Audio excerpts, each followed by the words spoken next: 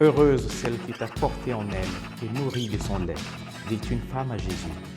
Heureux plutôt ceux qui écoutent la parole de Dieu et la gardent, répliqua le Seigneur. Chers amis, dans nombreux de nos pays, l'Église célébrera demain la solennité de l'Assomption de la très sainte Vierge Marie.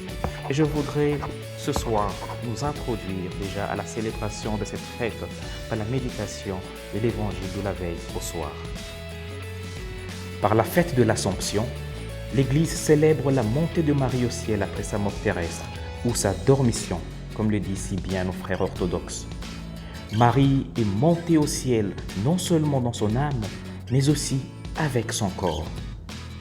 Il est évident que si vous cherchez dans la Bible où est-ce que les Saintes Écritures en parlent, vous ne le trouverez nulle part.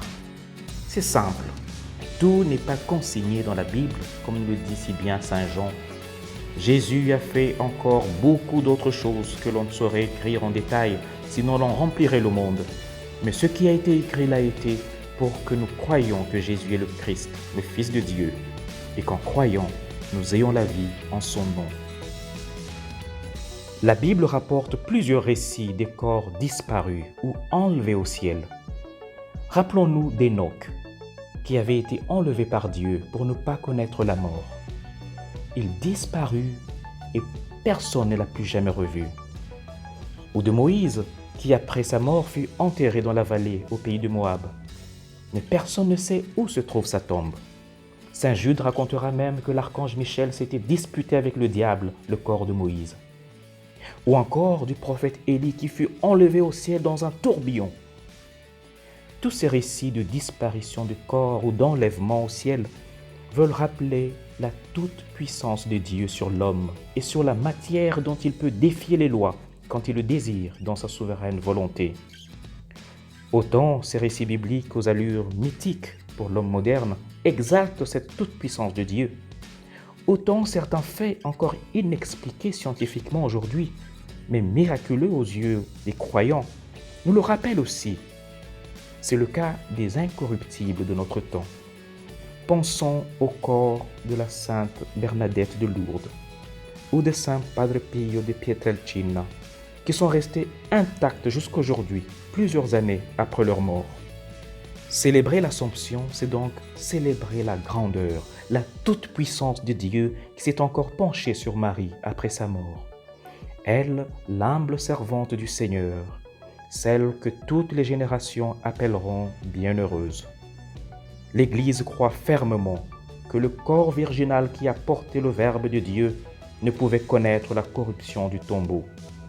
Voilà pourquoi la Vierge Marie, après avoir achevé le cours de sa vie terrestre, fut élevée, corps et âme, à la gloire céleste, pour ressembler plus parfaitement encore à son Fils, Seigneur des Seigneurs et vainqueur du péché et de la mort, préfigurant ainsi ce qui attend tout croyant et que nous proclamons déjà dans notre foi en Jésus-Christ et en la résurrection de la chair.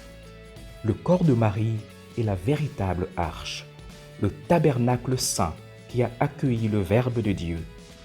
En elle, la parole qui au commencement était avec Dieu et qui au commencement était Dieu, a pris chair et s'est fait homme.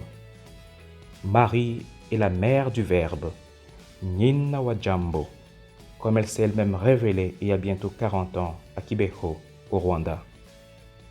Heureuse donc celle qui a porté en son sein le Fils de Dieu et l'a nourri de son lait, comme s'est exclamée cette femme dans l'évangile de ce soir.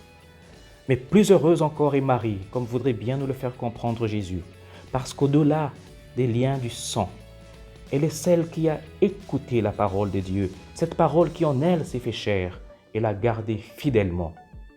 Aujourd'hui au ciel, elle partage la gloire de son Fils, dans son corps glorifié et dans son âme.